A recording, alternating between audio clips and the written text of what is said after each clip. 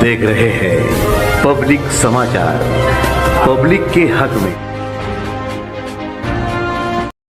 18 अक्टूबर जुमा का जन अधिकार सभा मालेगांव की एक तारीखी सभा हुई।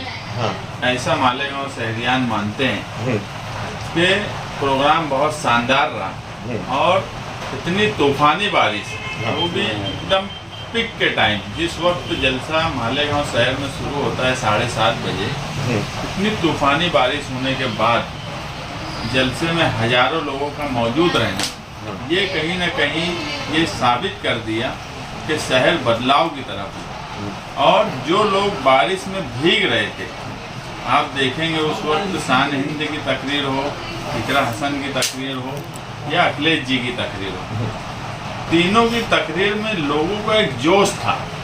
जिस हिसाब से तालियां बज रही थी, जिस हिसाब से लोग चिल्ला रहे थे, लीडर का इस्तकबाल कर रहे थे, इससे हमारे कौमी राष्ट्रीय अध्यक्ष और हमारे रियासती सदर अबू आसिम आज़मी साहब, ये लोग बहुत इम्प्रेस हुए कि इतनी बारिश में ऐसा जलसा होना।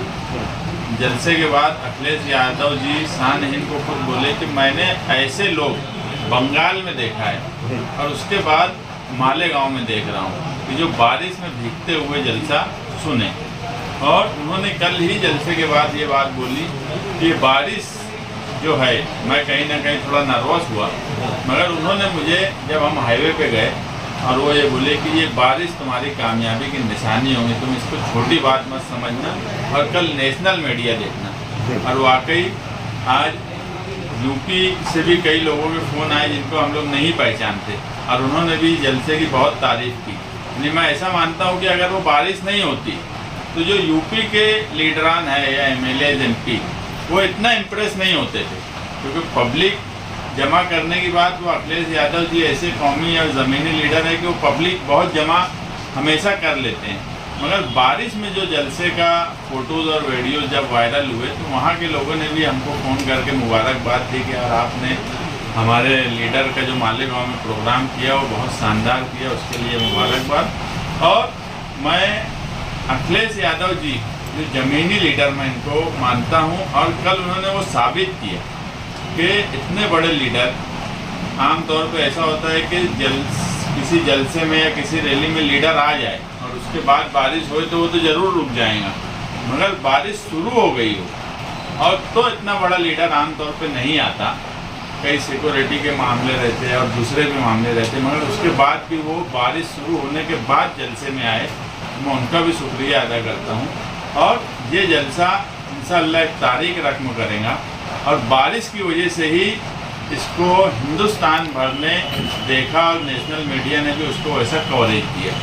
कल गांव के कौन लोगों से मिला है, गांव के मसाइल पे क्या बात हुई? जलसा हो गया, पब्लिक अच्छी थी, लेकिन गांव का कुछ फ़ायदा उनके आने से होगा? तो कल पवेलियन होटल में कई तंजीम के लोग मिले, कुल जमाती के लोग मिले, कई सुन्नी तंजीमों के लोग मिले, बुनकर तंजीमों के लोग मिले, उन्होंने अपनी बात रखी।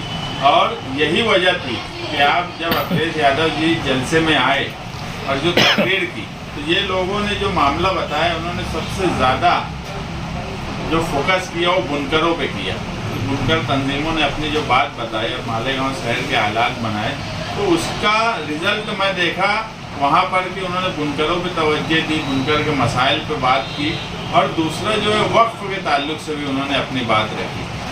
और आप देखेंगे शान हिंद ने भी, उसने इतने बड़े लीडर के सामने बहुत वोट मांगने की ये वो बात नहीं बोली, उसने यही बात बोली कि आप मुसलमानों के लिए कोशिश कीजिए, आप वक्फ के लिए, मॉब लिंचिंग, जो आज हमारी कौम परेशान है, तो कौमी लीडर के सामने क्या बात करना चाहिए, वही बात शान हिंद ने वहाँ की। ऐसा नहीं हुआ कि वो कोई शहरी मसाइल पे बात की। तो आप इससे एक लीडर, आज मालेगांव शहर में जो लीडर हैं, जो बात कर रहे हैं, उनको इतनी भी समझ नहीं है कि किस मामले में किसके सामने क्या बात बोलना चाहिए।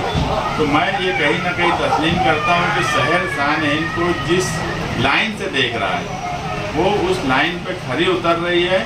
और कल अखिलेश यादव जी के सामने उसने जो अवामी तकरीर की, उसने कोई किसी पे निजी हमला नहीं किया, मालेगांव शहर की कोई ऐसी लोकल बात नहीं बोली जो कौम मिल्लत की बात थी और जो अखिलेश यादव जी कर सकते थे। और उनके सामने उसने ये भी बोला कि अगर मान लीजिए आप जो जलसा देख रहे हो, इसके बाद हिंदुस्तान भर में अगर कहीं मॉब लिंचिंग होती या मुसलमानों को सताया जाता या वक्फ बोर्ड का कोई मामला आता, तो आप पार्लियामेंट में अपनी मालेगांव के इस जलसे को देखकर ये ध्यान रखना कि मालेगांव शहर के लोग बारिश में भीगते हुए खड़े थे आपके लिए, तो आप हिंदुस्तान के मुसलमानों का ध्यान रखना। बहुत महाविकास आघाड़ी की तरफ से तुम्हारा टिकट फाइनल हो रहा था, मगर ऐसा कोई खास वाज़ेह ऐलान नहीं हुआ। नहीं, देखो आज तो महाविकास आघाड़ी इंडिया अलायंस के नाम से किसी का भी टिकट का अनाउंस नहीं हुआ है। आज समाजवादी पार्टी के रियासती सदर ने 30 अगस्त को ऐलान किया, आज समाजवादी के कौमी सदर ने ऐलान कर दिया। अब हमको क्या चाहिए?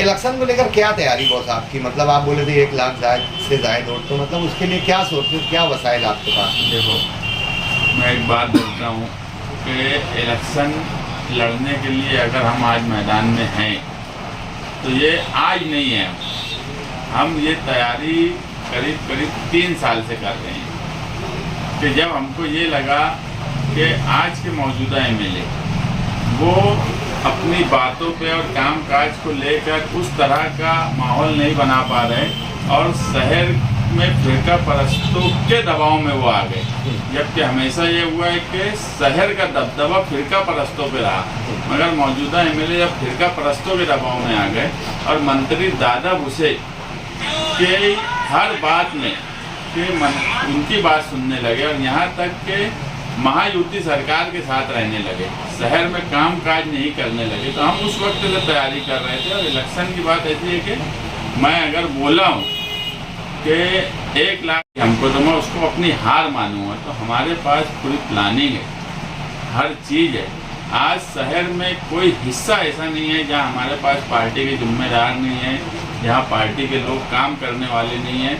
तुम ये समझ लो कि हमारा जलसा पीर के दिन अजीज कल्लू स्टेडियम का परमिशन रद्द हो गया था तहसीलदार की तरफ से, मगर हमने वो अवामी तौर पे इसलिए नहीं बोले कि उससे फौरी तौर पे जाएगा कि इतना बड़ा लीडर अब आएगा कि नहीं आएगा।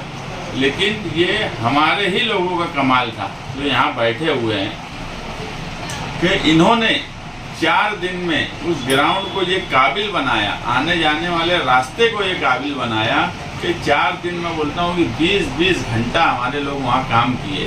तो ये इससे आप ये बात समझो कि पार्टी में जब पार्टी के वर्करों में इस तरह का जोश आ जाए तो बात खत्म है। लीडर में जोश आना एक बहुत कमाल की बात नहीं है, जब पार्टी में रहने वाला हर फर्द के अंदर जोश आ जाता है तो कामयाबी यकीनी हो जाती है। कोई मैनिफेस्टो तो बनाएंगे जो उम्मीदवारों को लेकर कि चुन के आने के बाद हम क्या करेंगे शहर को? वो तो हम जब देंगे पेश करेंगे। आज तो मैं बोला कि बहुत सी हर चीज़ बताई नहीं जाती। अभी इलेक्शन को पूरा 1 महीना है, 1 महीना कैंपेनिंग होंगी, जलसे होंगे, मीटिंगें होंगी, प्रेस कॉन्फ्रेंस होंगे, बैरूनी लीडरान आएंगे, मुकामी तौर पे भी बहुत से लोगों से बातचीत होंगी। तो कुछ चीज़ें ऐसी है कि मैं जो बोला कि हमारे पास पूरी प्लानिंग है इलेक्शन की, लेकिन कुछ चीज़ें तो हमको भी रखना है ना। देंगे क्या? नहीं। मालेगांव शहरियान और खुसूसी तौर पे शुक्रिया अदा करता हूँ कि इतनी तूफ़ानी बारिश में भी हज़ारों की तादाद में वहाँ थे। और आप जलसे की नौइयत ये समझ लो कि जब मैं 6:30 बजे स्टेज पे पहुँचा हूँ तो अजीज कल्लू स्टेडियम 70% भर चुका था, जो मेन स्टेडियम है। तो मैं मालेगांव शहरियान को बहुत मुबारकबाद देता हूँ, उनका शुक्रिया अदा करता हूँ कि उन्होंने हमारी इज्जत भी रखी, हमें हौसला भी दिया।